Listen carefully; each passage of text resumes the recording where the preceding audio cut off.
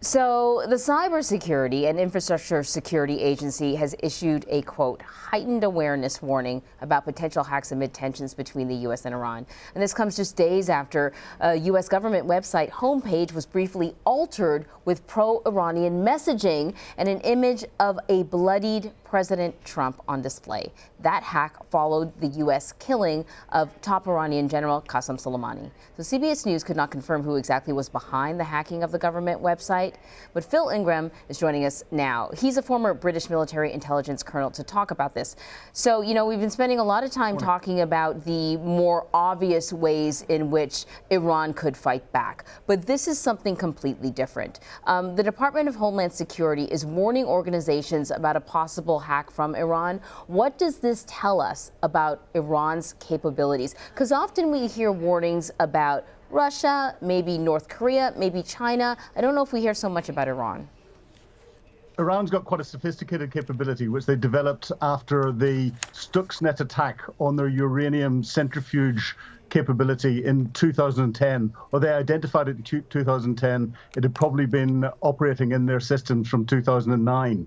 And they then built a very sophisticated defensive capability for Iran itself, but also a sophisticated offensive capability, which they've targeted at critical national infrastructure, telecommunications, financial institutions, academic institutions across the Middle East, but also across the globe, including into the United States.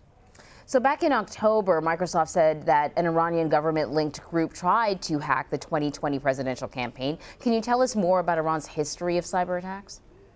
Well, the history really started in 2010, and they became quite aggressive. And I track a list of what's going on, and you probably can't see it on the camera, but every month there are 3 or 4 attacks at least of a major level that are targeted at high-level critical national infrastructure and all the rest of it that can be blamed on or assessed to be possible Iranian linked hacking groups. It's very difficult in cyberspace to give an exact apportionment of the blame, but examining the coding and the wherewithal on the targets and elsewhere, it's a fair sense to say that it was the Iranians. And back in July last year, the US Cyber Command actually put a threat warning out saying that they are actively attacking.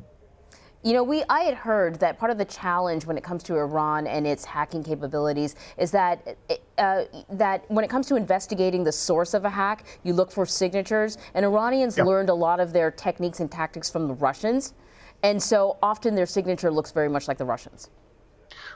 And you'll find that those organizations that are involved in this sort of hacking, in particular the Russians, the Chinese, North Korea gets blamed, Iran gets blamed.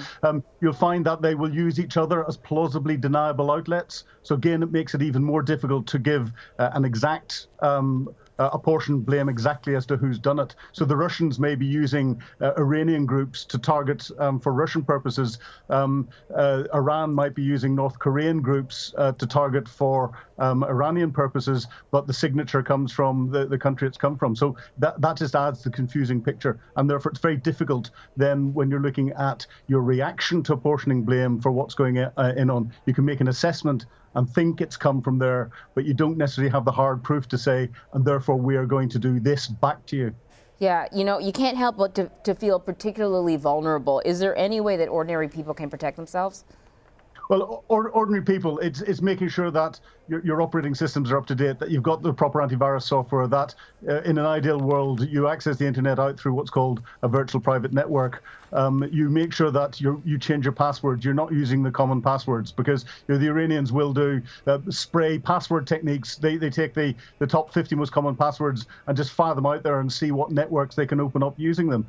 These sorts of things are very, very basic techniques that can be dealt with by just having good cyber hygiene and understanding what your digital exposure is in the same way you understand what your physical exposure is when you're wandering around your house doing your normal day-to-day things. Good comparison. Phil Ingram, thank you very much. Thank you.